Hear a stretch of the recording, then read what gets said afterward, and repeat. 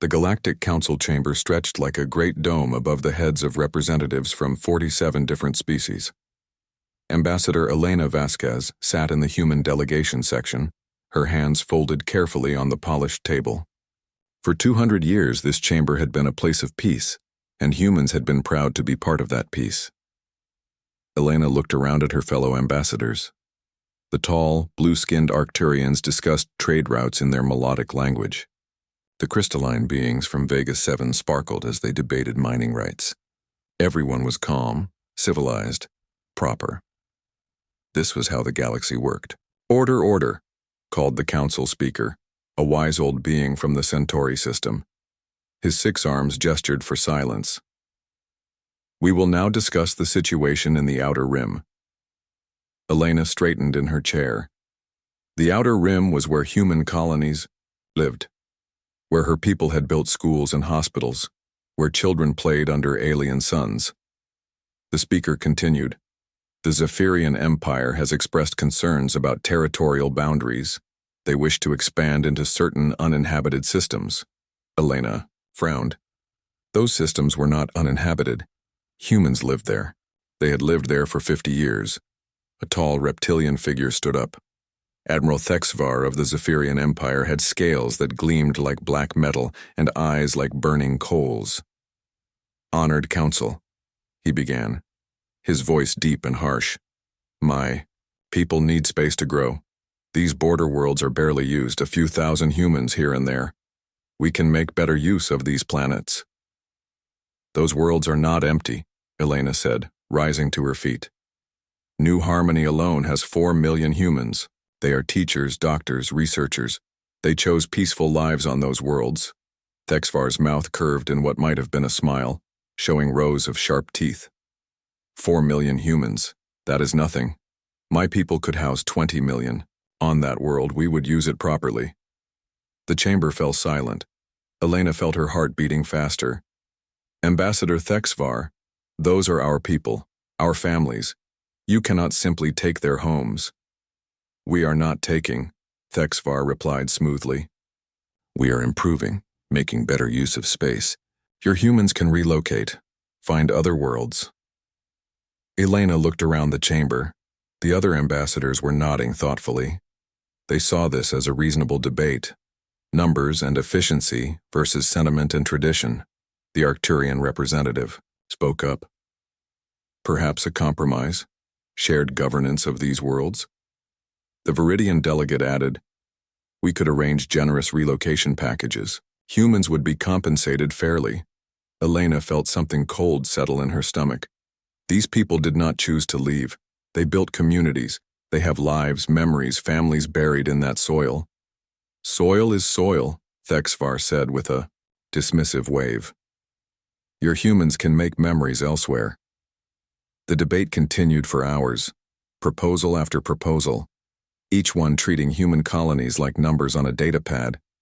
Elena watched as her fellow council members discussed the relocation of millions of people, as if they were moving furniture. Finally, the speaker called for a vote. "All in favor of Resolution 741B, authorizing the negotiated transfer of Outer Rim territories to Zephyrian governance?" One by one, the lights on the voting panel turned green. Arcturians voted yes. Viridians voted yes. Even species that Elena thought were friends voted yes. The final count, 38 in favor, 8 abstentions, only 1 vote against. Elena had voted alone. "Resolution passes," the speaker announced. "The Zephyrian Empire will begin peaceful integration of the Outer Rim territories within 1 standard cycle." Elena's hands were shaking now. She pressed them flat against the table, trying to stay calm. "And if our people refuse to leave?" Thexvar's smile widened. "Then they will learn to adapt, or they will face the consequences of their stubbornness." 3. Standard months later, Elena sat in the same chair. The chamber was quieter today. News reports played on the holographic displays. Images of burning buildings, smoking wreckage where towns used to be. New Harmony was gone. Elena stared at the images. A school playground with tiny desks scattered like broken toys. A hospital, with the medical symbol still visible on a half-melted wall. A garden where children once played, now nothing but ash. 4 million people. Gone. The Zephyrian Empire reports that local resistance was stronger than expected, the speaker announced to the chamber. Unfortunately, extreme measures were necessary to maintain order. Elena felt something break inside her chest. She had been a diplomat for 20 years. She had believed in words, in compromise, in finding peaceful solutions. She had believed in this council. She stood up slowly. Her chair scraped against the floor, the sound echoing in the suddenly quiet chamber. Elena reached up and unpinned the small golden badge from her collar, the symbol of human diplomatic service, the symbol of peace. She placed it carefully on the table in front of her. "Ambassador Vasquez?" the speaker asked, his voice uncertain. Elena looked around the chamber one last time, at the beings who had voted to give her people away, at the empty promises of peaceful solutions, at the system that had failed when her people needed it most. She thought of the children in New Harmony, the teachers who had died trying to protect their students, the doctors who had spent their last moments treating the wounded instead of saving themselves. Elena's voice was quiet, but it carried in the silent chamber. Each word fell like a stone into still water. Humanity formally withdraws from the Galactic Council. She turned and walked toward the exit. Behind her, voices erupted, in confusion and alarm. Delegates called her name. The speaker banged his gavel for order. Elena did not look back. As the chamber doors closed behind her, she touched the communication device on her wrist. A familiar voice answered immediately. "Chen here." "Marcus," Elena said, her voice steady. "Now. Tell them about New Harmony. Tell them everything." There was a pause. Then, "I understand. The council has failed." "Yes." Then it begins. Elena walked down the long corridor toward the shuttle bay. For 200 years, humanity had chosen peace. They had been gardeners, teachers, healers. They had believed that civilization meant laying down weapons and finding better ways. But Elena remembered something her grandfather had told her long ago. He had been a soldier once, before humanity joined the council, before they chose to become the galaxy's caretakers. "Elena," he had said, "there is a difference between being peaceful and being harmless." Now she understood what he meant. The shuttle bay doors opened before her. Her ship waited, ready to take her home. To Earth, where decisions would be made, where the mask of peace would finally fall away.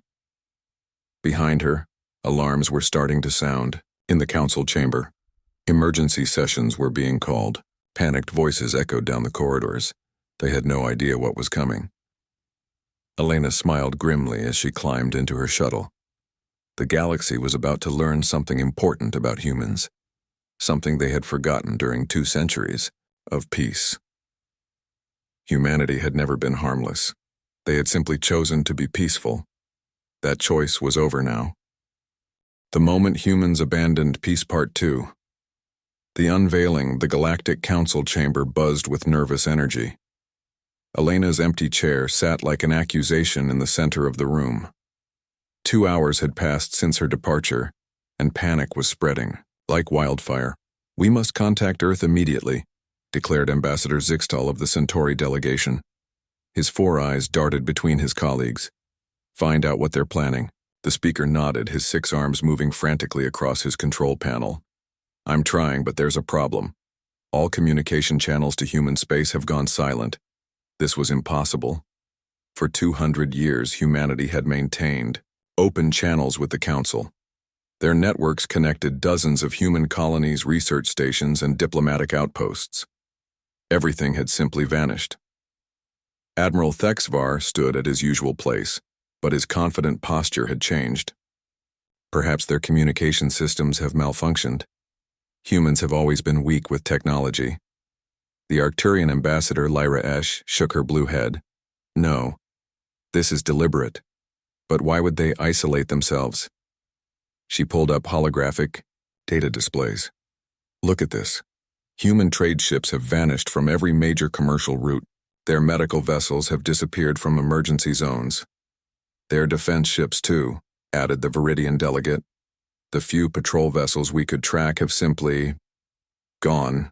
Thexvar laughed, a harsh sound like grinding metal. You all worry too much. Humans have 30 ships at most. Small vessels built for rescue operations and light patrol duties. What can they possibly do? But doubt crept into his voice. Something felt wrong. The speaker's assistant rushed into the chamber carrying a data pad that glowed with urgent red lights. Sir, we've received intelligence reports from our monitoring stations. Well? The speaker demanded. The human colony ship Harmony's Dawn was detected leaving Earth's solar system 6 months ago. Our records show it carried medical supplies to the outer rim. So? The assistant's voice trembled. Sir, we just discovered that ship never existed.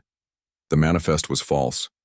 Our sensors detected a vessel, but we have no idea what it actually was. The chamber fell silent. 6 months ago. That was before the vote. Before the crisis. Ambassador Lyra Esch stood up slowly. Show me the human fleet registry, the official one. The assistant worked frantically on his pad. Numbers and ship names filled the holographic displays.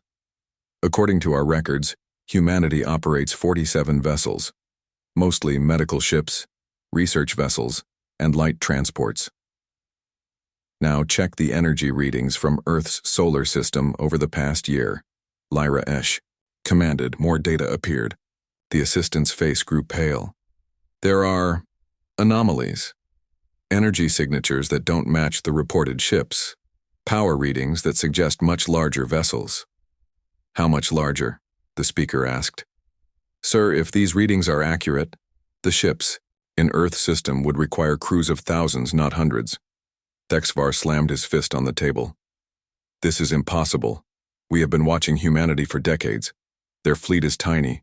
Their military is weak. Have we been watching them? Lyra Esch asked quietly. Or have we been watching what they wanted us to see? Meanwhile, Elena's shuttle approached Earth.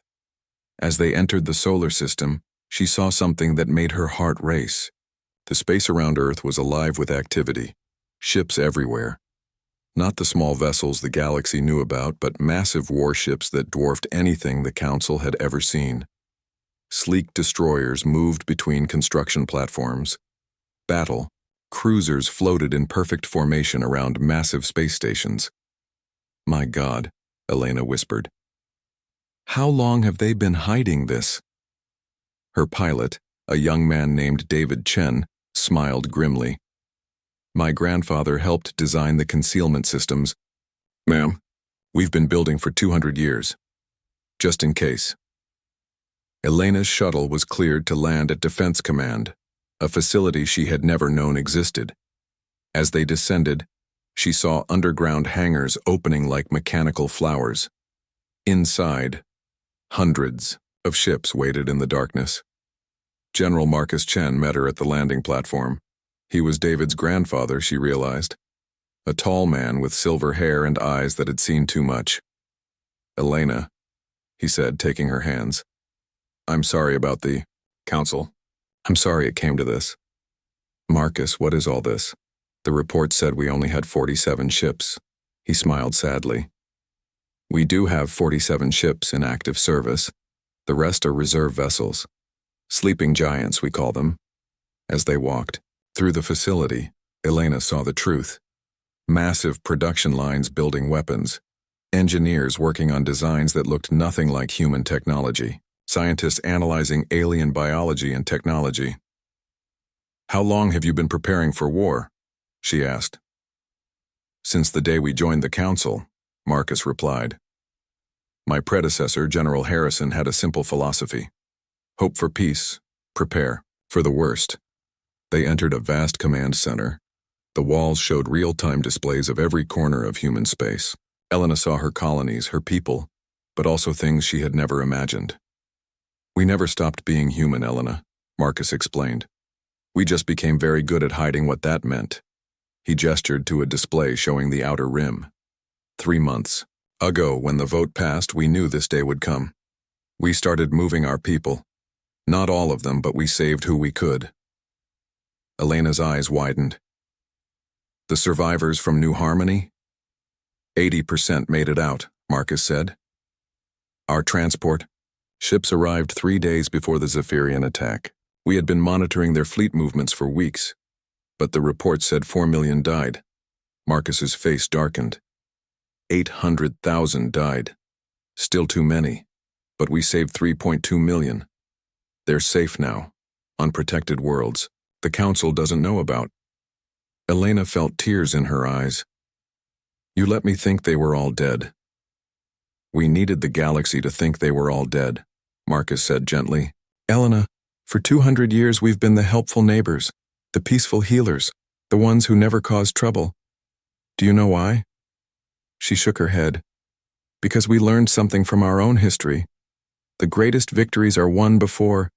The enemy knows there's a war. Sun Tzu wrote that thousands of years ago. We never forgot. The displays around them showed Zephyrian ships moving deeper into what used to be human space. They looked confident, victorious. They had no idea what was coming. Marcus turned to Elena. The Council thinks humanity has withdrawn to lick their wounds. The Zephyrians think we're beaten. They're wrong. We've spent 2 centuries studying every species in the galaxy, learning their weaknesses, understanding their technology. What happens now? Elena asked. Marcus smiled, and for the first time, Elena saw something terrifying in that smile. Now we remind the galaxy why humans conquered their own planet long before we met anyone else. He touched a control panel. Across the command center, officers began moving with purpose. Ships started leaving their hidden positions. Operation Lazarus begins at dawn, Marcus announced. It's time to wake the dead. Elena watched the displays as humanity's true fleet began to move. The galaxy thought humans were weak, peaceful, naive. They were about to learn how wrong they were. In the depths of space, invisible ships began their journey towards Zephyrian territory. The hunt was beginning. The galaxy had pushed the wrong species too far. Admiral Thexivar stood on the bridge of his flagship, the destroyer of worlds. Around him, the Zephyrian fleet moved through space like a vast metal river. 200 warships, each one capable of destroying entire worlds. Admiral, his second-in-command, hissed, "We are now entering human space. Our sensors detect no major fleet movements, only civilian ships fleeing toward Earth." Thexivar smiled, showing his sharp teeth. These humans were cowards after all, running at the first sign of real danger. "How many refugee ships?" he asked. 47, sir. Small vessels, barely armed. They appear to be carrying families and supplies.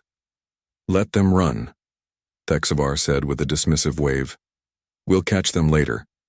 First, we secure the Outer Rim colonies. Show the galaxy how quickly we can take what belongs to us. The Zephyrian fleet continued forward. Behind them, the refugee ships drifted quietly in space. To any scanner, they looked harmless. Old cargo vessels overloaded with humans fleeing their homes, but appearances could be deceiving. On the bridge of the ship registered as peaceful trader, Captain Sarah Kim watched the Zephyrian fleet pass. Around her, 20 specialists checked their equipment. They weren't refugees. They were human military engineers. Ghost protocol is active, Sarah announced quietly. Enemy fleet has passed our position. Beginning Phase 1. Her ship, like the others, was far more than it seemed. Hidden beneath false cargo holds and fake life signs were advanced stealth systems. Technology the galaxy had never seen. The humans had spent 200 years studying alien technology. They had learned to make their ships invisible to any known sensor. More importantly, they had learned to look like something else entirely. Team Alpha, you're a go, Sarah commanded. Remember the mission. Hit infrastructure, save civilians, leave flowers. Across human space, similar ships began their work, but they didn't attack the Zephyrian fleet. That would come later. Instead, they targeted something more important: the conquered worlds.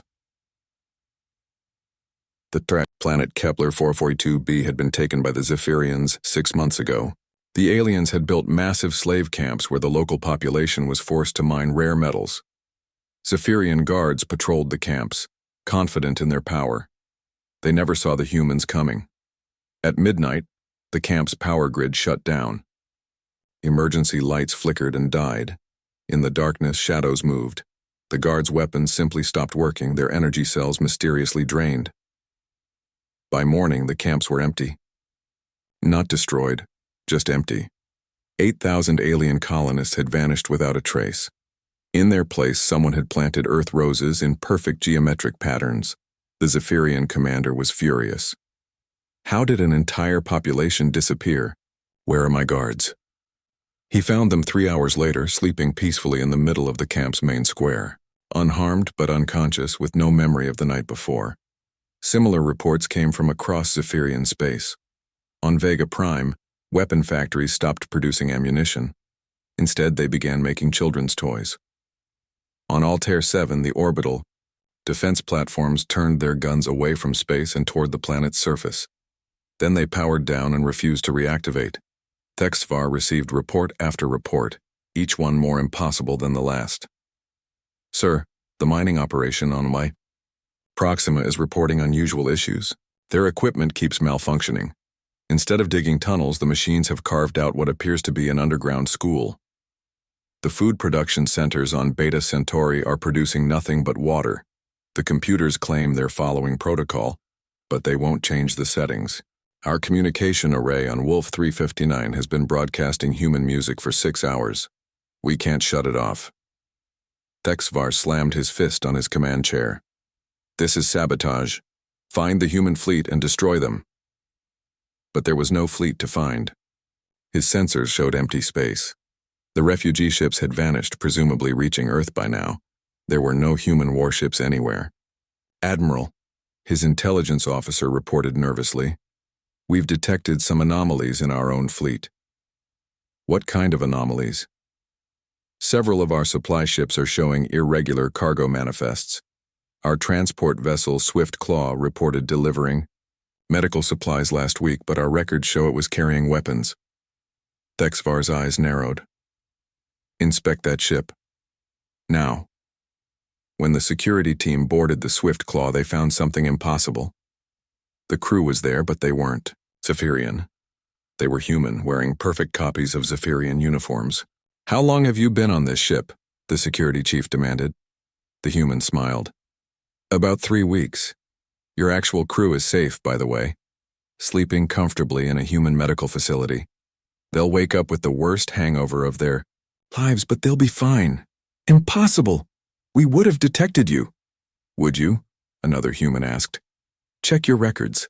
How many Zephyrians on this ship have you actually looked at closely in the past month? The security chief realized, with horror, that he couldn't remember. The crew had seemed normal. They did their jobs, they followed orders. But now that he thought about it, he hadn't really paid attention to individuals. Across the Zephyrian fleet, similar discoveries were being made. Human infiltrators had replaced crew members on dozens of ships. They had been there for weeks, learning every detail of Zephyrian operations. On the bridge of the Destroyer of Worlds, Thexvar's own second-in-command removed his uniform cap. Underneath was human hair, not Zephyrian scales. Hello, Admiral, the human said in perfect Zephyrian language.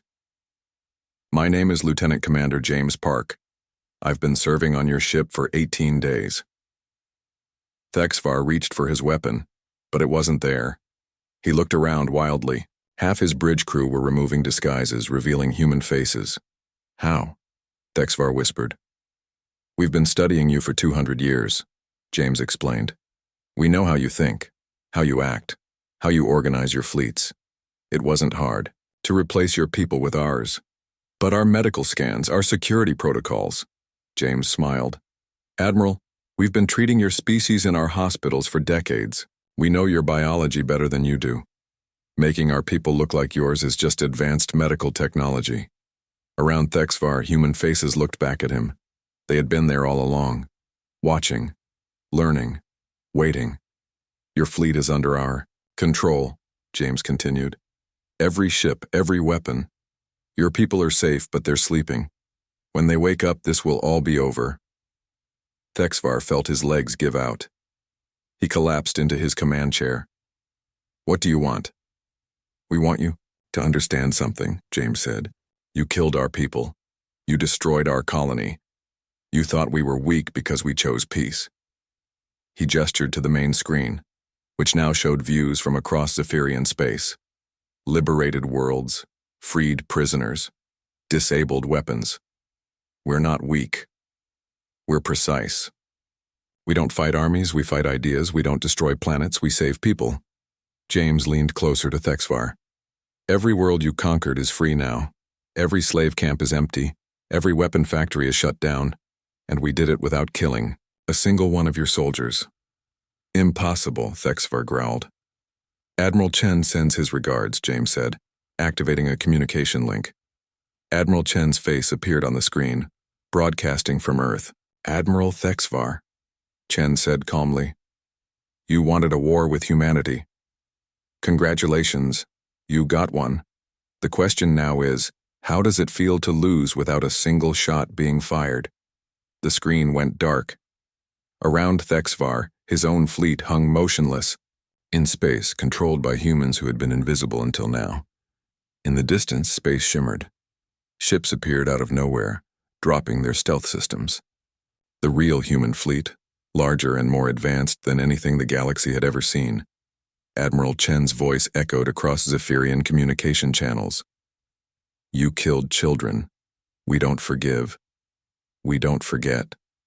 And we don't miss. The war was over before it had truly begun.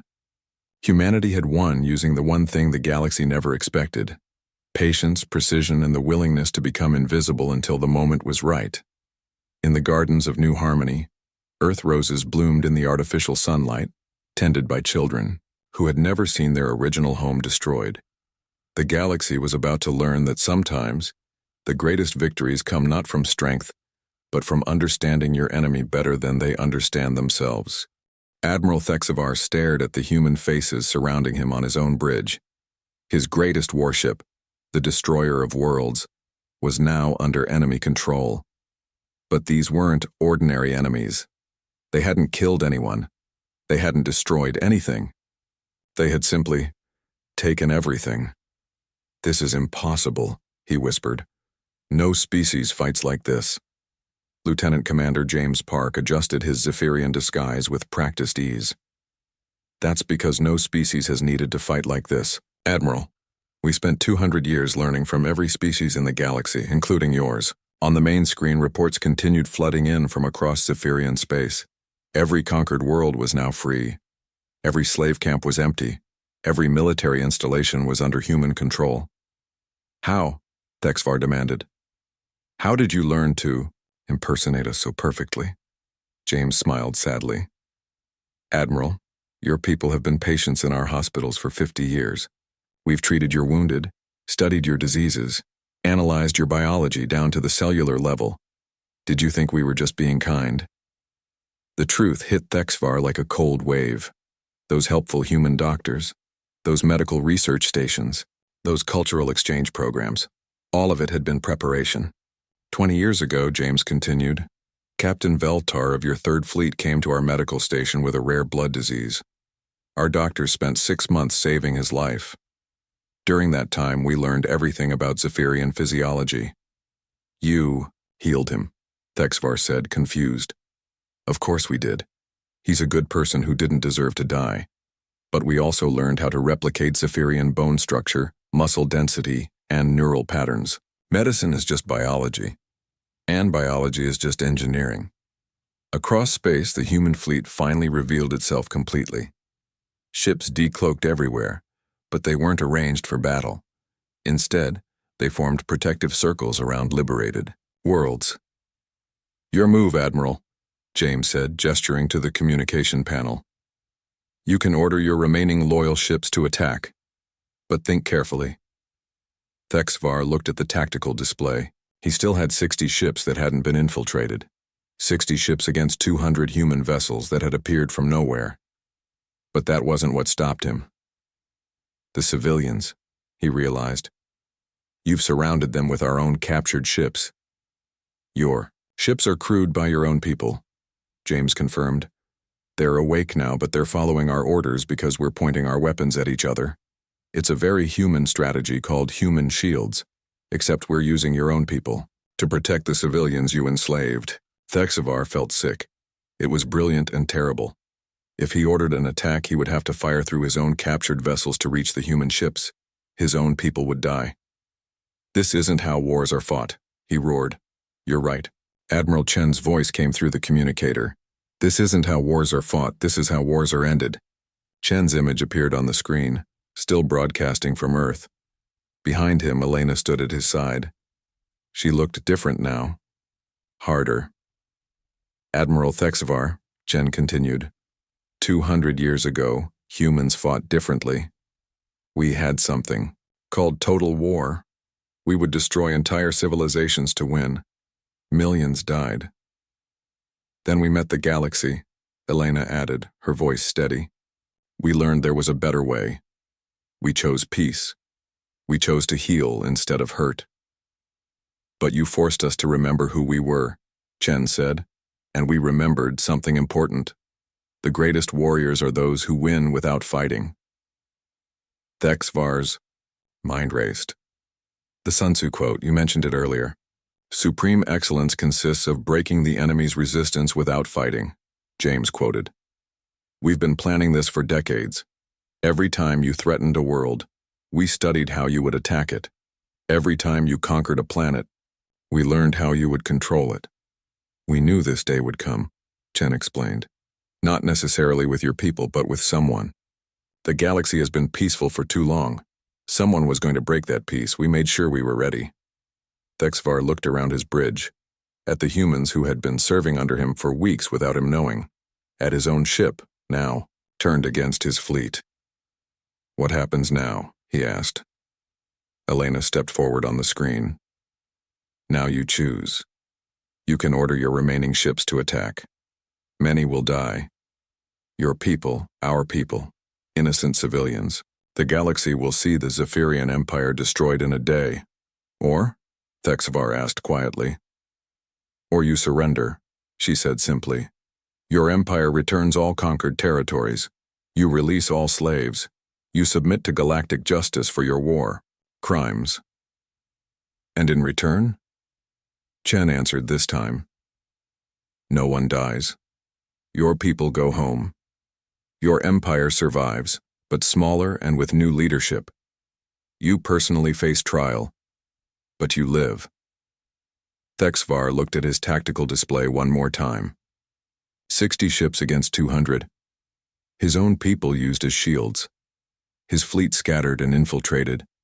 His empire crumbling. But more than that, he looked at the reports from the liberated worlds. The humans hadn't massacred populations. They hadn't enslaved Zephyrians in return. They had simply refixed things. On Beta Centauri, human medics were treating wounded Zephyrian soldiers.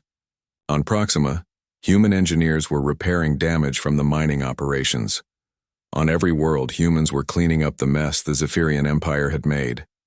You don't want revenge, he realized. We want justice, Elena corrected. And we want peace, real peace, not the kind that exists because everyone is afraid to fight. The kind that exists because everyone chooses not to. Thexvar closed his eyes. When he opened them, his shoulders slumped in defeat. I surrender, he said quietly. The Zephyrian Empire formally surrenders to humanity and the Galactic Council. Across space, the remaining Zephyrian ships powered down their weapons. The war was over.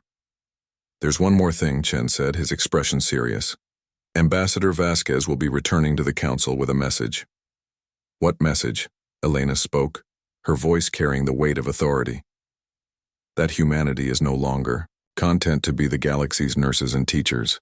We're now its guardians. And guardians sometimes have to do hard things to protect those they care about. The council will accept this? The council will have a choice, Chen replied. Accept humanity's new role, or explain to their people why they failed to prevent this war in the first place. Thexvar understood. The humans had won more than a military victory. They had won a political one. The galaxy would see that the Council's peaceful methods had failed while humanity's hidden strength had succeeded. You planned all of this, he said, from the moment you left the Council. Elena nodded. We planned for this possibility from the day we joined the Council. We hoped it would never be necessary. But you made it necessary, James added. You and every other species that thought humanity was weak because we were kind. As human ships began shepherding Zephyrian vessels back to their home space, Thexavar had one final question. Why spare us? Why not destroy the Empire completely? Chen's answer was simple. Because destroying you would make us like you, and we're better than that. The galaxy was about to learn that humanity's greatest strength wasn't their hidden weapons or their military strategy. It was their ability to remain human even in war. 3 days after Admiral Thexvar's surrender, the galaxy was still trying to understand what had happened. The Zephyrian Empire had fallen in less than a week, not destroyed, but completely reorganized from the inside out. On the planet Xerion, former Zephyrian Regional Commander Cassavel stood in his office, staring at his computer screen in disbelief. The screen showed something impossible. His entire military command structure had been replaced by humans. Colonel Singh, he said to the woman sitting at his desk. How long have you been in my position? The human smiled. I've been serving as your communications officer for 2 years, Governor Cassavel. I was promoted to your strategic advisor last month, and I took your place 3 hours ago when you surrendered. Cassavel's mind reeled. But I promoted you myself. You were Zephyrian. I saw your identification papers, your medical records. All real, Singh confirmed. Created by the best medical engineers in human space. We didn't just replace people, Governor. We became them. For years we lived as Zephyrians. We ate your food, learned your customs, spoke your language perfectly. Singh gestured to the window. Outside, the planet looked normal. People walked the streets. Ships landed and took off, but Cassavel now saw the truth. Half the people moving around were humans in perfect disguise. The entire planet? He asked weakly. The entire empire, Singh corrected.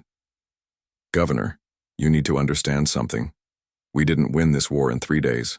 We won it 2 years ago. Everything that happened in the last week was just revelation. Across the former Zephyrian Empire, similar scenes played out. On military bases, human commanders revealed themselves to shocked Zephyrian soldiers. In government buildings, human administrators calmly explained that they had been running things for months. The most shocking discovery came on the Zephyrian homeworld itself. High Command had called an emergency meeting of all remaining admirals and generals. They gathered in the most secure room on the planet, protected by the most advanced security systems in the Empire.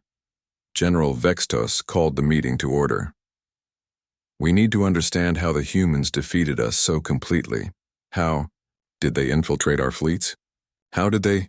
He stopped speaking when he saw Admiral Chen walking through the door. Gentlemen, Chen said politely, I believe you were discussing me. Every Zephyrian in the room reached for their weapons. None of them worked. The energy cells were dead, the firing mechanisms disabled. How are you here? Vextos demanded. This is the most secure location in the Empire. Chen gestured to the other people in the room. One by one, they removed their uniforms. Underneath were human military clothing. I've been here for 6 months, Chen explained. General Morrison there has been your head of intelligence for 8 months. Colonel Park ran your communications division for a year. Vextos looked around the room in horror. You're all humans. Not all, Chen said. About 40%. The rest are your own people, but they're working with us now. Traitors, Vextos spat. Admiral Gentar, one of the few real Zephyrians in the room, stepped forward. Not traitors, General. Realists. These humans have been treating our people better than our own government has. What does that mean? Chen answered. General Vextos, in the past year, how many Zephyrian colonies have experienced food shortages? That's not relevant. 0. Chen continued. Because our supply officers have been secretly supplementing your food shipments. How many Zephyrian worlds have suffered from medical emergencies without proper treatment? 0. Because our medical advisors have been providing free healthcare to your people. How many Zephyrian mining accidents have resulted in unnecessary deaths? Vextos remained silent. 0, Chen finished. Because our safety inspectors have been preventing disasters before they happen. Admiral Gentar nodded grimly. They've been protecting our people better than we have. When they revealed themselves, many of our officers chose to side with them. Chen activated a holographic display. It showed statistics from across the former empire. Crime rates down, healthcare quality up, food production increased, infrastructure improved. We didn't just prepare for war, General, Chen explained. We prepared for peace, the peace that would come after. But why? Vextos asked. Why help our people? Because they're not our enemies, Chen said simply. You are, your government, your military leadership, your system that enslaves other species and oppresses your own people. The display changed to show footage from across Zephyrian space. Humans working alongside Zephyrians to rebuild damaged worlds. Former slaves being integrated into society as equals. Children playing together in schools. This is what your empire looks like now, Chen said. Turns out most Zephyrians are just people trying to live their lives. They don't want to conquer anyone. They want homes, families, safety. General Morrison, still in Zephyrian uniform, stepped forward. Sir, we should show them the vote results. Ah, yes, Chen smiled. We held referendums on every Zephyrian world, asked the people what they wanted. Would you like to see the results? The hologram showed planet after planet. Each one displayed voting results. The numbers were overwhelming. 93% of Zephyrians voted to join the new Galactic Federation, Chen announced. They don't want the Empire back, they want what you took from them, peace. Vextos slumped in his chair. The new Galactic Federation? The council failed, Chen explained. So we're replacing it. 30 species have already agreed to join, including the Zephyrians. Elena's image appeared on the wall screen, broadcasting from the former council chambers. The old council voted to let genocide happen, she said. The new Federation won't make that mistake. What about us? Vextos asked quietly. The old leadership? Chen's expression grew serious. You'll face trial for your war crimes, but you'll receive fair justice. Some of you will be imprisoned. Others who weren't directly responsible for atrocities will be allowed to retire quietly. And Thexvar? Admiral Thexvar is already cooperating with our investigators. He's providing evidence against the worst war criminals. In exchange, his sentence will be reduced. Vextos looked around the room one final time. How long have you been planning this revolution? Since before the Empire existed, Chen replied. We study history, General. We learn from it. Empires fall. Always. Usually they fall violently and millions die in the chaos. So we made sure this one fell softly, Colonel Park added, into our hands. Chen gestured to the window. Outside, the Zephyrian homeworld looked peaceful. Your empire is gone, General, but your people are free. They'll have democracy, civil rights, and protection under the new Federation. And humanity? Elena answered from the screen. Humanity will never again allow a species to be erased while the galaxy watches and does nothing. We are the Guardians now, and Guardians don't fail. Vextos stood slowly. I surrender. Not just my military command, but the entire Imperial government. May this new Federation treat my people better than we did. It will, Chen promised, because it's not just humans running it, it's everyone, together.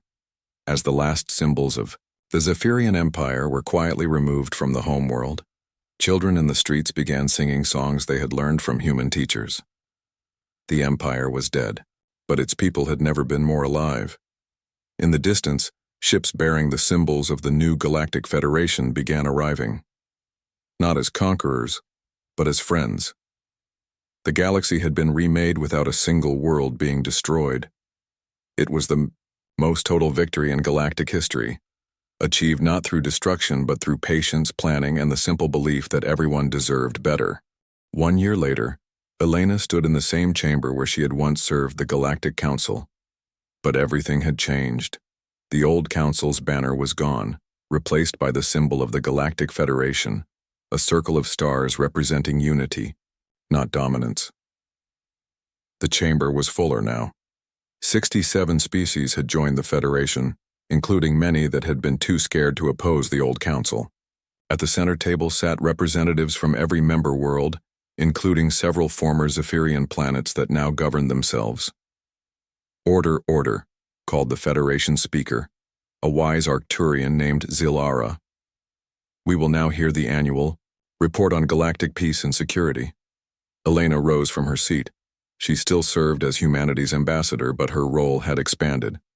She was now the Federation's Director of Galactic Security, a position that didn't exist under the old council. "Honored delegates," Elena began, "I'm pleased to report that this year has seen 0 genocides, 0 slave raids, and 0 planetary invasions. 14 conflicts were resolved through mediation, and 3 potential wars were prevented through early intervention." Murmurs of approval filled the chamber. This was a very different galaxy than it had been 2 years ago. However, Elena continued, "We face new challenges. The hegemony continues to refuse Federation membership and has violated 3 border treaties this month. The hegemony was a collection of militaristic species that had rejected the Federation. They claimed humans had cheated their way to power and refused to recognize the new galactic order. Ambassador Vorthak of the Regelian Union raised forearms in question. "What does humanity recommend?" Elena smiled, but it wasn't a happy expression. "Humanity recommends patience, also preparation." Admiral Chen's hologram appeared beside her. He looked older now with gray in his hair, but his eyes were still sharp. "The hegemony has been testing our borders," Chen reported.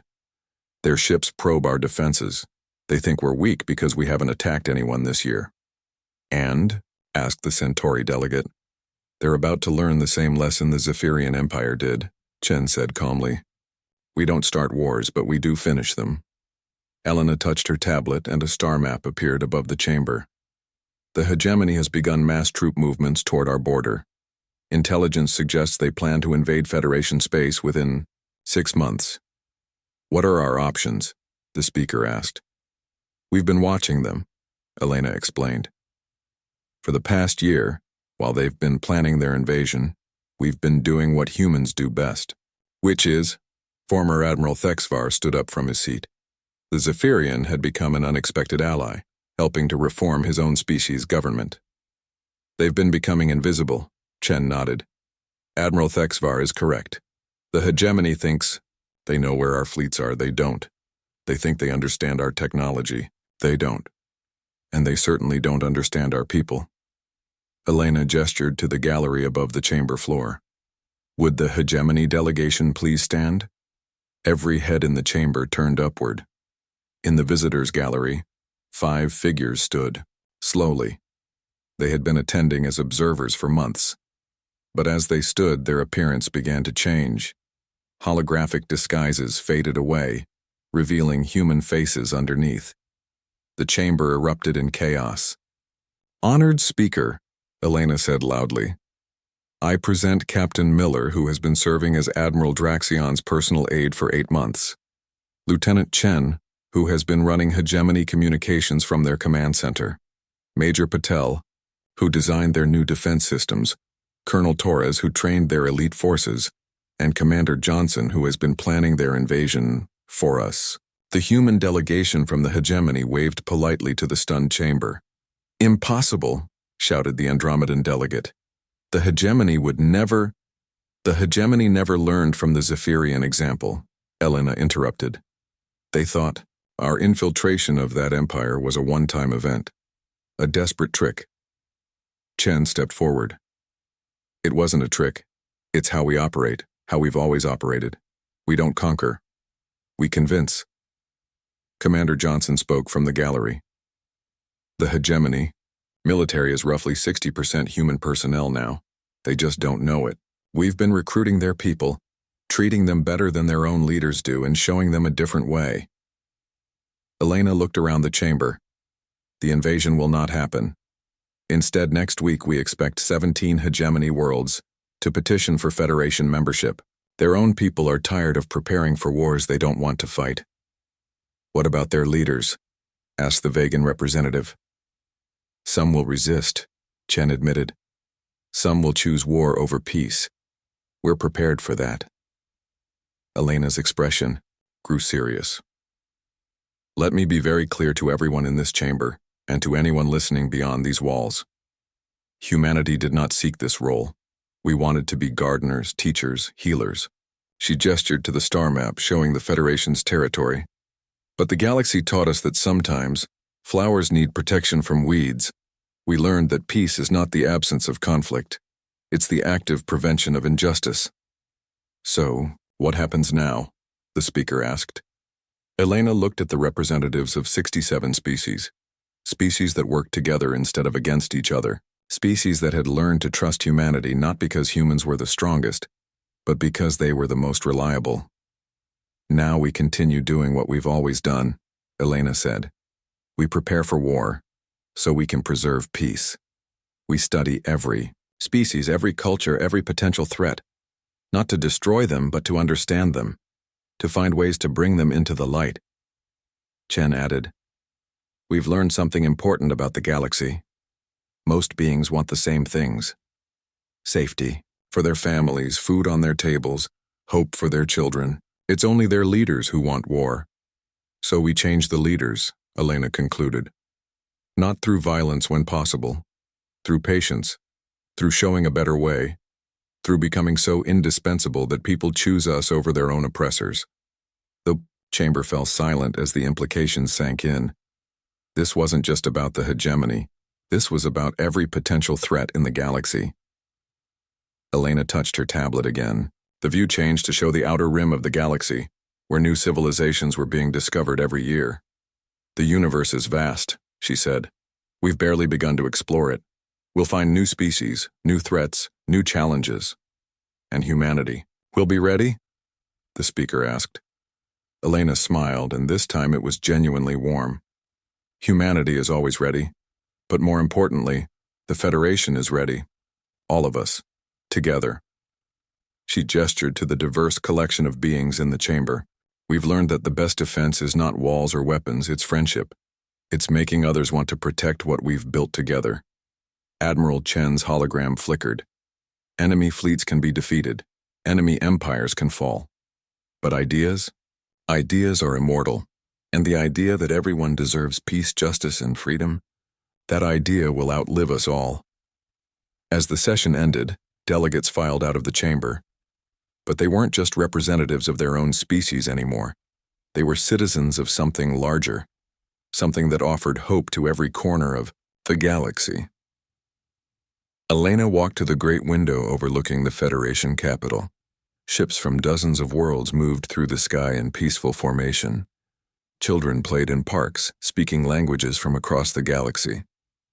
On her desk, a small plaque caught the light. It read, Walk softly and carry a big stick, but remember, sometimes the biggest stick is the one your enemy never sees coming.